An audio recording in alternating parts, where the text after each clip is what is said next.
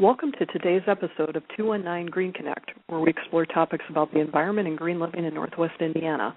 For past show archives, news, and upcoming events, you can check out our website at 219greenconnect.com or connect with us on Facebook or Twitter. Our ID on both Facebook and Twitter is 219 GreenConnect. You can also subscribe to this podcast via iTunes. I am Kathy Sipple. I'm your host, and with me today I have Mitch Barloga. He is with NERPC, that is the Northwest Indiana Regional Planning Commission, and he serves as a key contact for many non-motorized transportation projects. I'm going to turn it over to Mitch and let him say specifically all of the different things he's involved in. So welcome, Mitch. Thank you, Kathy. Yeah, that's a pretty broad question. Yeah. It sure is. So you've got the Greenways and Blueways initiative. You've got, what's the one with all the P's? The Pedal, and Paddle, which right. That's our monthly roundtable of stakeholders that meet here at NERPC to discuss the matters. And you've also got some other things too, right? Complete Streets is something you're involved with?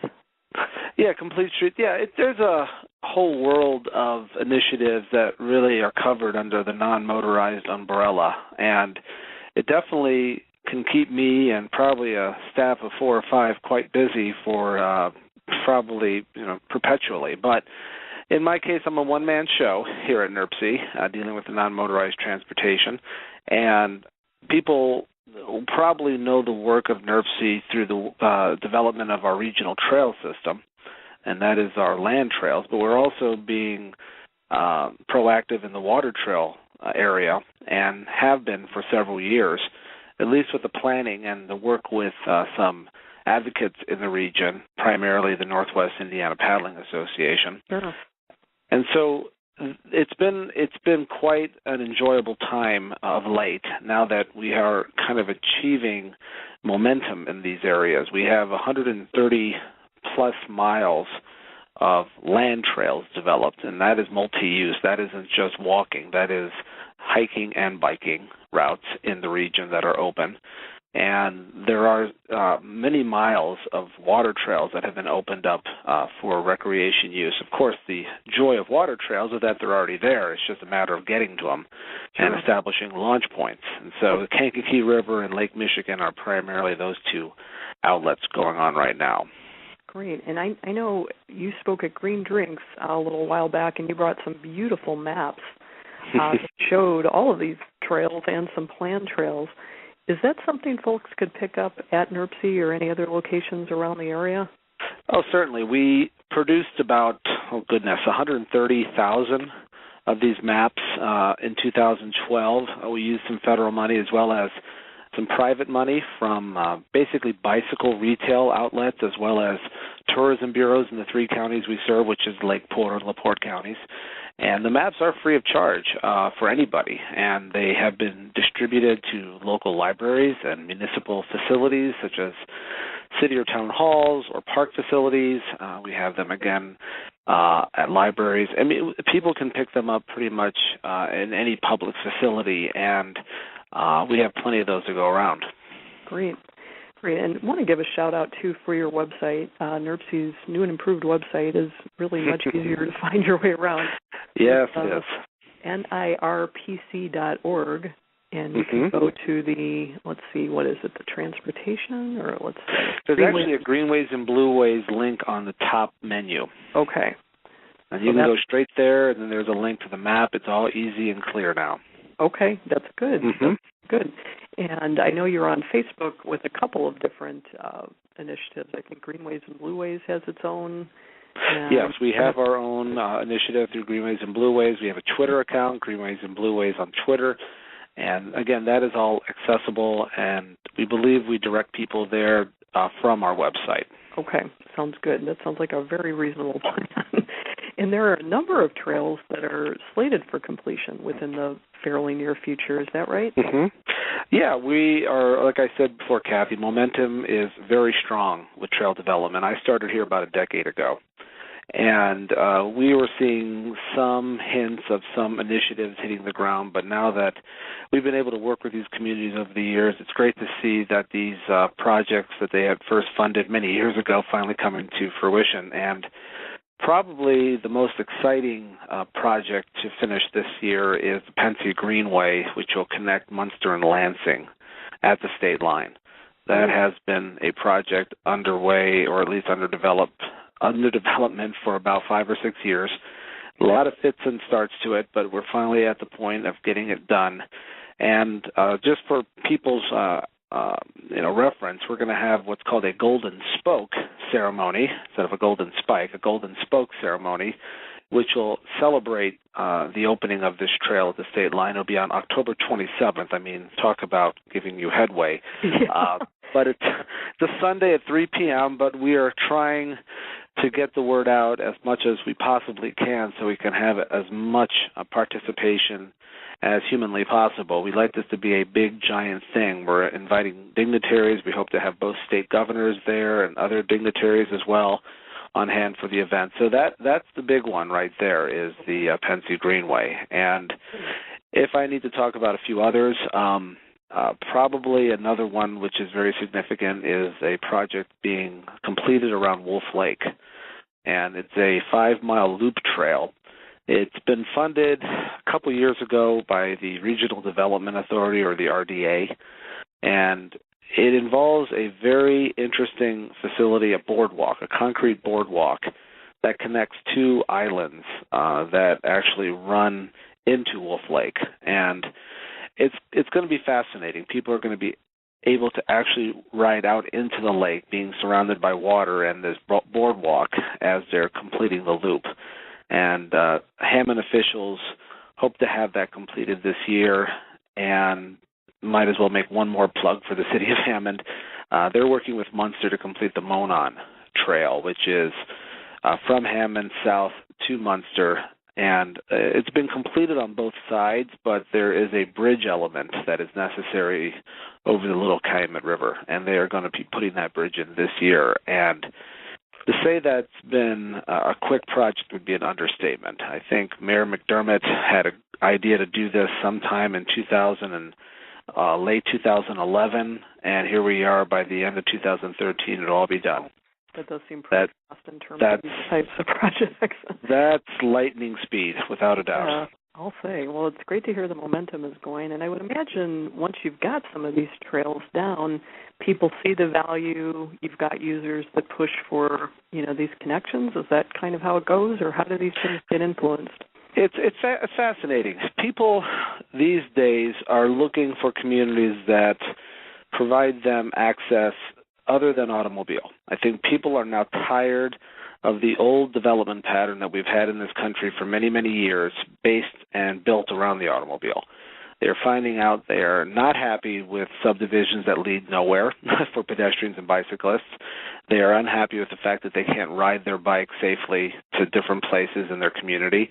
And it all started with this neo-traditional movement many years ago, about 20 years ago, where people wanted, the old-time look of a community with, porches and picket fences and small yards and sidewalks and all that. But then it kind of morphed into this larger ethic of let's make things walkable and bikeable. And trails really fell into that notion. And of course, the Rails to Trails movement came along about the same time, and people are discovering that, having a trail nearby is a tremendous amenity and benefit to them personally. And they have an ability to, as I call it, get off the grid.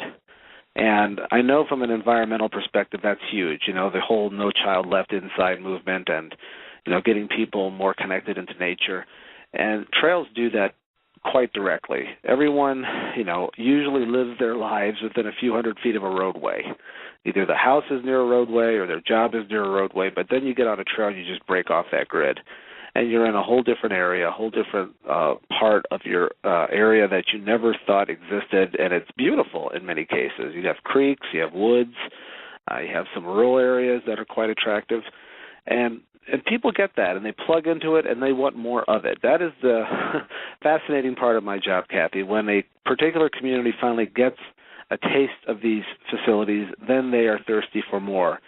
The town of Munster comes to mind. They received a large federal grant in the late 90s and did a lot of work in their town, one of the best non-motorized communities around here.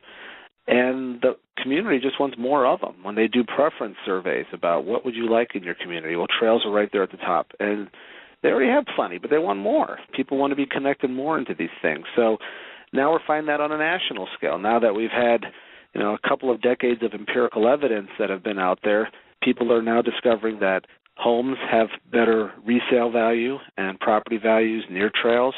I mean, it's just like being near a park. Parks have always been huge amenities for communities and people to live near, and trails offer that same type of benefit too. So it's great to finally be able to have people recognize that here in this region, and public officials for that matter, for that reason as well, and it's why we're moving right along quite well at this time. Well, that's great. I think you've mentioned a couple key things that are very important, and it is back to nature. There's the connection, maybe the health aspect of it. Some people, it could even be, financial. I mean, owning a vehicle is becoming more and more expensive with gas prices rising, and just the care that's needed with that. A certain degree of independence. I mean, right. Kids at a certain age are probably okay. Somewhat, at least when I was a kid, we were able to go out and ride our bikes. So if there's a safe place to do that, it gives you a little bit of a, feel of independence, or even, just anybody that feels perhaps not as safe driving anymore may feel safe riding a bike. And let me just kind of piggyback with that too. When you talk about cars being expensive, that's a whale of an understatement. There are books out there. People have written pieces about having a car-free lifestyle. And, like anything else, when you change your lifestyle, it does take some adjustment. But at the same time, the money that you save is astronomical. There is a term that we use in the non-motorized field called mode shift. And we're not looking for everyone to go on bikes. And everyone thinks so, totalitarian about the issue. No, of course, cars have their purpose.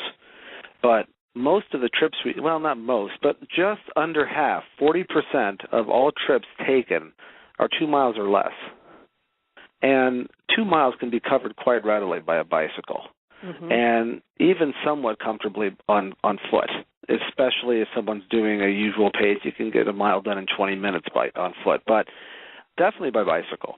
But you can agree with me, Kathy, being from Northwest Indiana, people will not dare go 2 miles anywhere on a bicycle, especially to a area of commerce or retail, because it doesn't cater for them. It's not safe. There's nowhere to park your bike when you get there. And that's what we're trying to change here, trying to get people to actually incorporate non-motorized transportation into their everyday activities. Right. And then we're going to see a real change. It is Bike to Work Week next week. Yes, it is. Okay. So is your organization doing anything to kind of promote that? Or? What we do is that we do general promotions. Again, I talked about the fact I could use a staff of 4 or 5 under me. And, I understand. And organizations do that. We have a great organization just up in Chicago called the Active Transportation Alliance, and they have a staff and a staff member or two that are actually dedicated to Bike to Work initiatives in the Chicago area. And that's what we could use. We could use a person here that could talk to our businesses and get them lined up. The best we can do here is just kind of promote the idea, make sure that they connect to materials that give them ideas and guidance on bringing it to happen at those particular areas and those businesses. And again, it's a matter of making sure that you can provide bicycle parking that is safe, even showers. Things like a shower would be tremendous for people because you have a tendency to kind of sweat up a bit when you ride a bike. And you see that happening, and a lot of downtown businesses in Chicago are providing those incentives for people to actually come downtown by bicycle or on trails or on the street. And it's working quite well. The mode shift percentage in Chicago is a lot higher than other areas, of course, you have a tighter development pattern, but you also have facilities that accommodate bicycling safely. Mm-hmm. That's what it's about. Well, it sounds good. And I did post a few things on 219 GreenConnect's Facebook page, and I had some comments from disgruntled people saying, there's a large percentage of people who work more than 30 miles away from home. Maybe a noble idea, but I'm just reading here verbatim. Reality sinks in quite fast and shoots this down in a heartbeat. Well, yeah, biking to work if you work 30 miles away, I think that is definitely difficult, and that would be, not exactly what we're talking about. But I think, as you just mentioned before, I like that very much. It's not a totalitarian, recommendation, but just a mode shift. I really like that word, mode shift, of thinking, hey, is this an opportunity to do this? Could I do this run to the grocery store on a bike? I'm guilty of it. I like to talk to people like you because it gets me motivated and gets me thinking.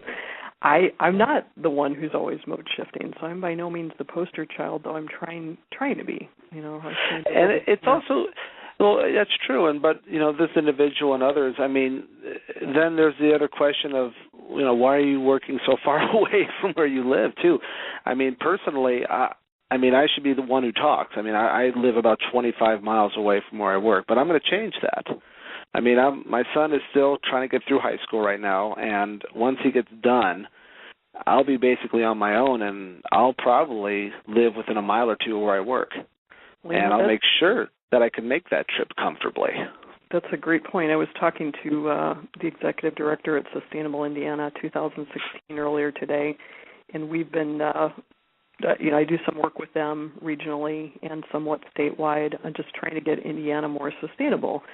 And, he drives a Prius, and he was talking about that. And I said, my car is not particularly fuel efficient, but it's 12 years old, and I barely drive it because my work is 1 mile from my house. And my husband is the same. So we have a really, really tight radius here in downtown Valparaiso that is our normal, area of travel. So, with that being the case, we sure are good candidates to be on bikes and do these grocery errands and other types of errands, on bikes. So it is a mind shift, and I think Valparaiso has been pretty proactive installing some, new bike lockers, and I know they've got a group called Pathways. Do you get involved with Yes. Jan Dick is, he's a councilman there in Valparaiso, and Valpo, I hold them up as our prime community in this region. They have been as proactive as anybody in this region for non-motorized adjustments, so to speak, with pathways developments and with facilities such as bike racks and lockers, as you mentioned. And they continue to just raise the bar for this entire area. The roundabouts, which I think are wonderful for automobile traffic, are also great for non-motorized traffic as well. It makes automobile movement predictable, and that is a lot easier on the non-motorized traveler. So they have an easier time of getting through those intersections with a roundabout. So that's all part of this thing called, you were talking about complete streets, and that's all part of it. Valparaiso definitely has caught that religion, and they definitely have a great advocate group with the pathways. The Valpo Pathways have been able to immerse themselves in the decision-making of the government there, and that's been their success. And you've seen the fruits of their success living in that community. It does help its university town as well. Sure, and helps their mayor, John Costas, is a bicycle enthusiast himself. He's a triathlete. The guy is crazy healthy, but the best part is he wants everyone else to be crazy healthy too and have that opportunity, and he's been wonderful in that sense. Yeah, I know that he led a bike to work day. I don't know if it was last year or the year before, if he's done it every year, but he lives in Valpo and bike to work himself. So he's just, I think he sets a very good example. Certainly does. I think I heard you and Jan actually on an interview with Lauren Riga with her. Yes, we were there at the studio, right. Yeah, and you guys were talking about how the roundabouts provided kind of a, I forgot what you called it, but like an island of safety or something where, to travel across many lanes is difficult for a pedestrian or a bicyclist, but when you've got just kind of a place that breaks it up and Is there a special planner word for that? Well, again, we call them, I guess, refuge islands was one of the things that are provided because, again, people don't have to cross every lane of traffic in roundabouts. They have a chance to cross one lane, make sure they can look one way, and then they cross to an island, sit safely on that island, and look another way. Mm-hmm. And that means they can see the traffic can see them. If you ever put up a diagram of a typical T intersection and then of a roundabout, and this has been done by traffic engineers, so I won't get into the technicalities of it, especially over the air, but you'll see a heck of a lot more conflict points in a T intersection than in a roundabout. In fact, it's like a fraction less than what you see in so it's safer for everybody. Roundabouts are, and again, it's a matter of adjustment. People complain about change all the time, but once they get used to it, I think they wouldn't go back to anything else. It just saves time. It's safer. And when you get accidents in roundabouts, they're nothing but just minor fender benders. A bump. But you get accidents in T intersections, they can be nasty, as you well know. Unfortunately. Yeah. It's been a while, knock on wood. But, I think it was 5 years ago or so, I had the opportunity to go on what was called a walkability audit with a gentleman by the name of Dan Burden. I don't know if you've ever crossed paths with him, but that was interesting. That was up in Benton Harbor, Michigan. And, he's the guru of that, yes. Yeah. You ran into the guru. Yeah, it was pretty interesting. But, so he led a group that contained a really diverse group of people. There was somebody that was visually impaired. There was someone with a stroller, baby in the stroller. There was a cyclist. We had somebody in a wheelchair. We had, just kids, people that maybe had some other mobility issues. But it was a really interesting cross-section. And the things that he pointed out that made, streets and paths feel welcoming that you didn't even think about, but good things like you and him are aware of and are working to make our streets complete. So complete means safe for everybody that I just talked about and probably some other groups too, to make them usable, to give those, what do you call them, refuge islands? Well, refuge islands. And let me just point out, too, you're crossing into the safe routes to school issue as well. And that's another area that you get involved in, right? Well, and Mr. Burden is out there doing walkability audits. Primarily, that's for children trying to access schools in many cases. Mm-hmm. It's for everybody, of course. Everybody needs to walk around safely, but it's surprising how few kids are walking and biking to school these days. And it's been estimated that 20% of all morning traffic are simply parents dropping their kids off at school, which is just an alarming statistic. And when you go to these schools, you don't want to be you don't want to be anywhere near there during the drop-off or pickup times. It's craziness. I live about a block from Ben Franklin Middle School here in Valparaiso, and every now and then I forget. And you're sitting there going, "This is absolute madness," and it's only getting worse. And the statistics are alarming. When the 50s and 60s were here, we had about 60% of kids walking to school, and now it's down to 12%. And again, that's a matter of an automobile-centric society. And now we have also these uncommon and unfounded fears that, there's a predator that lives around every corner. And, it's been kind of rooted into our psyche, especially, with the media and everything else, blowing up a lot of these very rare incidences, and everyone thinks it's going to happen to their child. So what we try to do to counter that is make sure it's as safe as possible, involve parents and get them involved in a program to make it safer for kids, and to give people that comfort zone. Because we know we live in a different age and people have different perceptions now that they did 40 years ago. But even so, it doesn't discount from the fact that children need to establish healthy habits early. And getting them to walk and bike to school is key in that process. Yeah. Well, I like that very much. And I do want to give a shout-out for an initiative that supports what you just said, and that is through Sustainable Indiana 2016. They're a group I've been doing some work with for, 9-10 months now. And I am, in fact, the regional coordinator for Northwest Indiana. And they have recently put me in charge of social media for the Take the Trail initiative in 2013. So the idea is to get Hoosiers out, get them healthy, kids and non-kids, but certainly if families can be encouraged to take a trail together, it helps the kid learn, a good habit, and it's something you can maybe do a, what do you call it, mode shift? Mode shift, exactly. Yeah, mode shift, and make that be your weekend fun, that you do as a family, or instead of turning on the TV after school, maybe heading out for a trail and doing a walk, doing a bike. So if that's something you're interested in, if you have a trail event that you'd like to promote, I encourage people to go to sustainableindiana2016.org, and you can register your trail event on our site. We will help you promote those. There's no cost to have your event promoted, and we're out to get documentation of at least 2016 Hoosiers, this year doing Take the Trail events. That's the goal. So if you can help us spread the word on that, anybody that's listening, that would be great.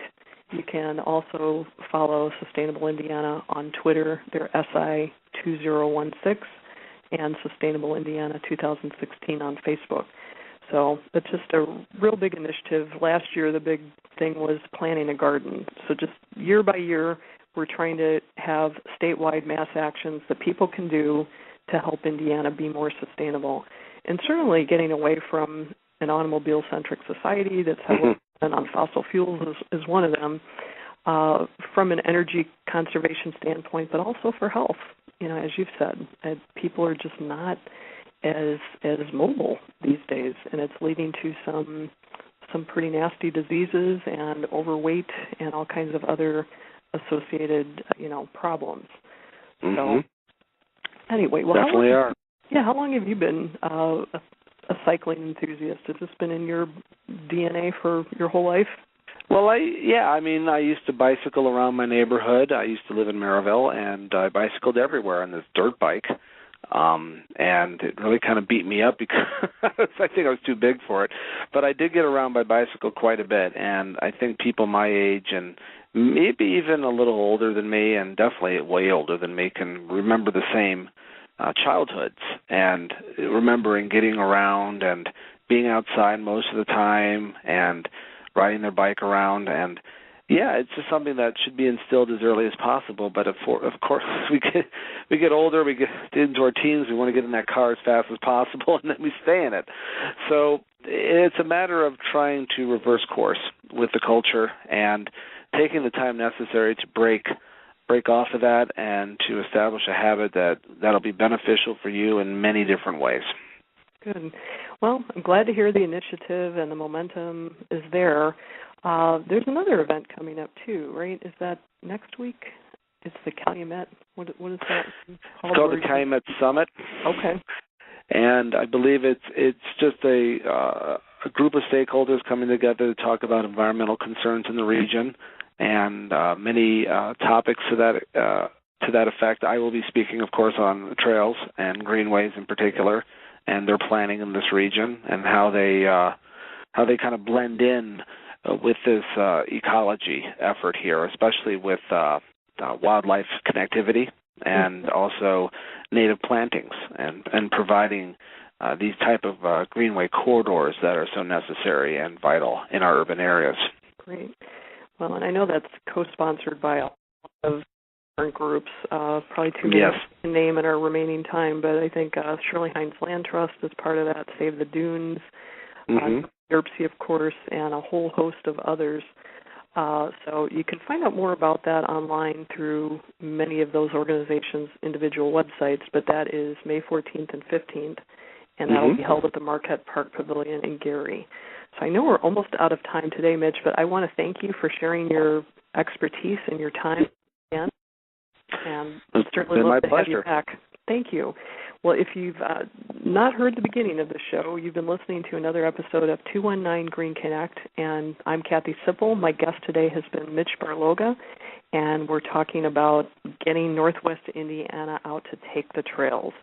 So we'll have a link to this podcast on our website, 219greenconnect.com, and I'll also provide links to a lot of the different events and organizations that we've referenced. So thanks for listening. Catch up with us at 219greenconnect.com. Thanks so much, Mitch. Thank you, Kathy.